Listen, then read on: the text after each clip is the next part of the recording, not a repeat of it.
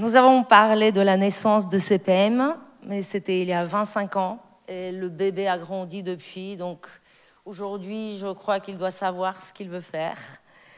Et en même temps, il croit encore que tout est possible.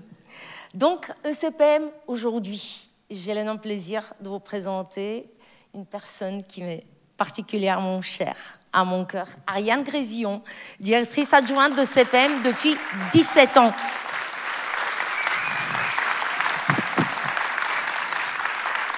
Merci beaucoup, Desislava. C'est très émouvant. L'association, quand je suis arrivée, avait déjà bien grandi et tu étais là, avec nous, en charge de la communication. Et je me suis toujours demandé, mais pourquoi toi, tu avais rejoint ECPM? Là, on revient vraiment en arrière. C'était en 2007, au moment le plus fort de la campagne de mobilisation pour les infirmières bulgares et le médecin palestinien condamné à mort en Libye. Et moi, en tant que journaliste bulgare qui venait d'arriver en France, je devais rencontrer tous les acteurs qui s'étaient mobilisés pour leur libération. Et en premier, j'ai rencontré ECPM. Et quelques jours plus tard, c'était juste quelques jours avant le congrès mondial contre la peine de mort à Paris en 2007, ECPM m'a appelé juste pour me demander si je pouvais les aider un tout petit peu, mais vraiment un tout petit peu, quelques jours pour la communication du congrès. Et comme ça, je suis venue à ECPM pour 2 semaines et je suis restée 10 ans. Et je suis restée 10 ans parce qu'il y avait des histoires incroyables. Là, il n'y a pas de lumière, je ne vous vois pas tous, mais il y avait Antoinette Chahine au Liban, il y avait Sandrine Ajor, je ne sais pas si elle est là. Elle est là, Sandrine, cœur pour toi. Et Hank Skinner, bien sûr, Sabine et Serge Atlaoui. Et le point commun de toutes ces histoires, c'est Ensemble contre la peine de mort. Et j'ai une pensée aussi pour Moumia Abou-Jamal et tous ces militants qui, tous les mercredis, se rejoignent à 2 pas de la Concorde depuis 40 ans pour sa libération. Une des premières actions qu'on a fait ensemble, Desi, c'est aussi la campagne Our Body. Our Body, c'est des corps de condamnés à mort chinois exposés un peu partout dans le monde et à Paris, que ECPM et Solidarité Chine ont fait interdire. C'était un peu inédit, un peu David contre Goliath, mais c'est ça aussi ECPM. Incroyable, une petite structure avec cette dimension de Our Body. Exactement, et après, malheureusement, tu es parti. Oui, pour des horizons tout à fait différents, mais toi, tu es resté. Moi, je suis restée. Je suis restée. Et qu'est-ce qui te tient à la direction de 17 ans? Qu'est-ce qui me tient 17 ans? Je crois, avant tout, très profondément, c'est des textes d'Albert Camus qui résonnent en moi tous les jours et un débat en classe de 3e qui m'avait particulièrement marqué à vie. Mais tu sais, Desi, j'ai le grand plaisir, je vais te présenter quelqu'un. Elle s'appelle Jade. Et elle aussi, elle a construit son militantisme toute jeune sur les bancs de l'école, voire même, je dirais, en dehors des bancs de l'école. Jeanne. Allons-y.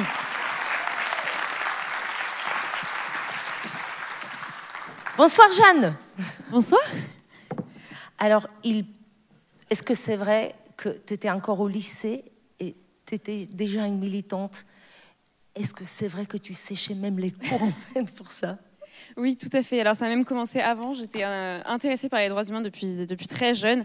J'avais fait même un stage de 3e où j'ai découvert l'éducation au droit et je me suis dit, waouh, ça c'est ce que je veux faire.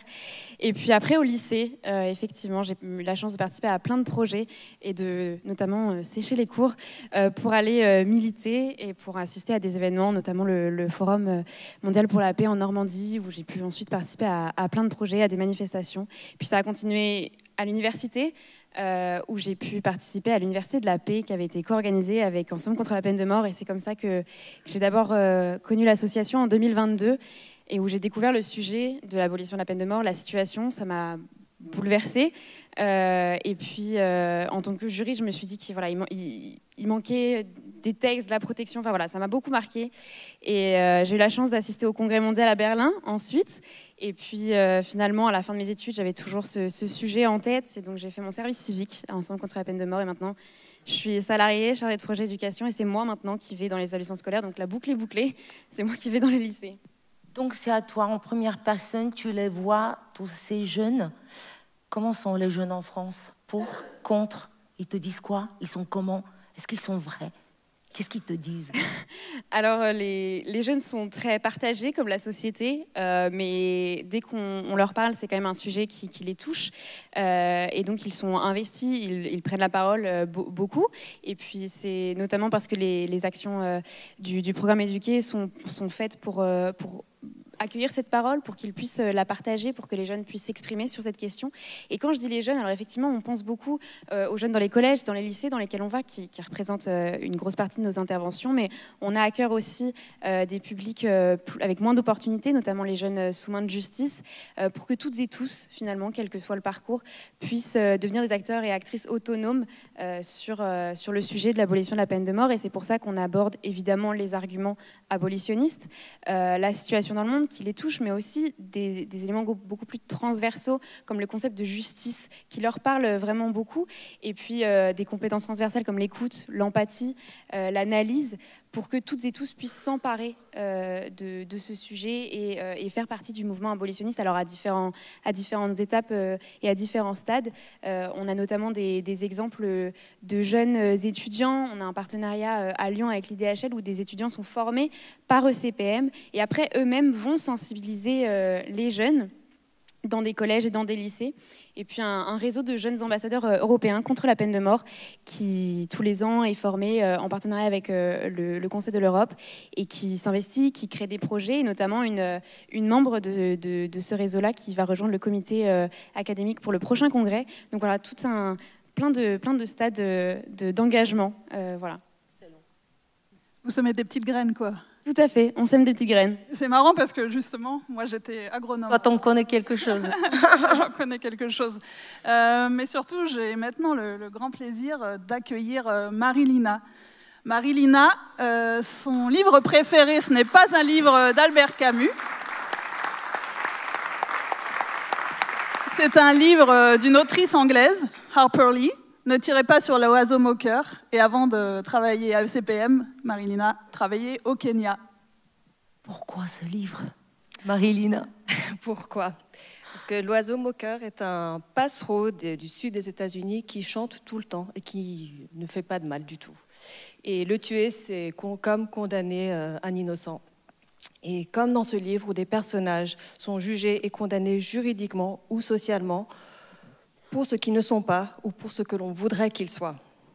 Et tu sais, Dessy, la recherche de la vérité, le droit à une justice humaine et juste sont des thèmes qui me touchent particulièrement et qui ont vraiment impacté mon parcours. À la fin de mes études de droit, d'ailleurs, j'ai fait un stage à ECPM, à l'époque d'Emmanuel Mestre. Cela résonnait tellement avec mes convictions. Et des années plus tard, alors que j'étais installée au Kenya, vivant 1000 vies très loin de la thématique, je suis tombée sur un article sur une condamnation à mort. Et au vu du manque de réaction de mes collègues kenyans, j'ai vu que pour eux, c'était un non-sujet, alors que pas pour moi. Et puis, quelques jours plus tard, une amie française me dit que sa fille allait faire un stage dans une association contre la peine de mort à Montreuil. Et elle me fait « Tu connais ECPM par hasard ?» Alors évidemment, je n'ai pas pu résister, je suis allée visiter le site de CPM et j'ai pu voir que depuis 2007, l'association avait vraiment évolué. Et à mon retour en 2016, je suis tombée sur une annonce de poste pour le 6e congrès mondial. Voilà.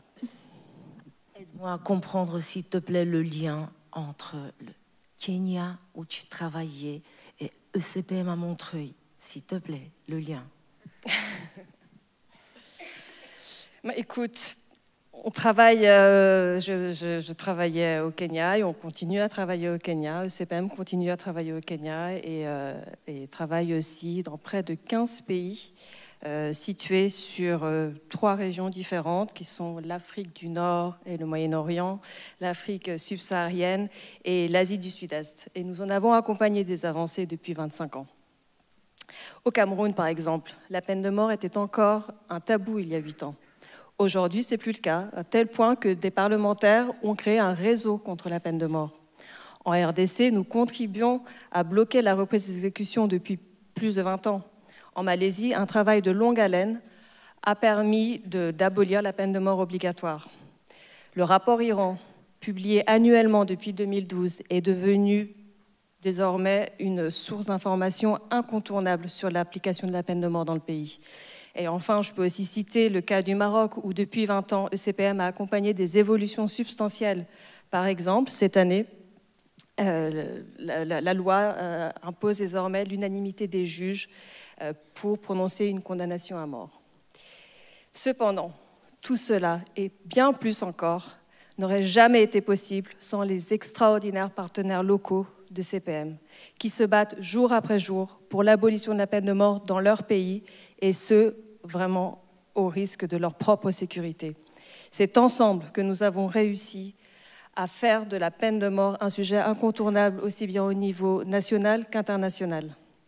Et puis, grâce à son audace, ECPM n'a pas peur des défis, n'a pas peur de commencer cette conversation dans des pays particulièrement difficiles, comme nous l'avons fait en Jordanie en 2023 et comme nous le ferons le mois prochain au Japon lors du 5e congrès régional et en juin 2026 pour le congrès mondial. S'il vous plaît de bien noter, au mois de juin 2026, congrès mondial contre la peine de mort, encore une fois, à Paris.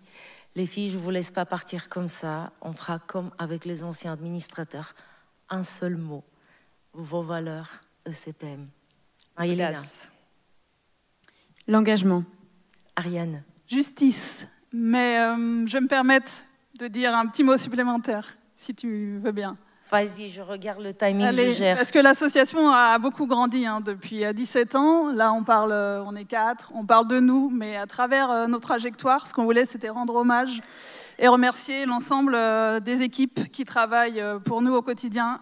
Alors la salle n'est pas très éclairée, je ne vous vois pas tous, mais je sais que vous êtes là très nombreux.